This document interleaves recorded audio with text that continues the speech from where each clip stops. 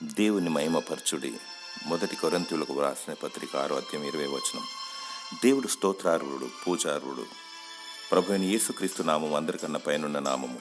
ఆయన దైవ స్వరూపి అయినప్పటికీ మానవ పోలికగా పుట్టి దాసునిగా మారి విధేయతను చూపి తగ్గించుకొని తన అపారమైన ప్రేమ మన పట్ల కనపరచెను. అందుచేతను పరలోకమందే గాని భూలోకమందే గాని భూమి క్రింద ఉన్నవారిలో గాని ప్రతివాని మోకాలు యేసు నామమును వంగునట్లు ప్రతివాని నాల్కయు దేవుని మహిమార్థమై యేసుక్రీస్తే ప్రభు అని ఒప్పుకొనున్నట్లును దేవుడు ఆయనను అధికముగా హెచ్చించెను.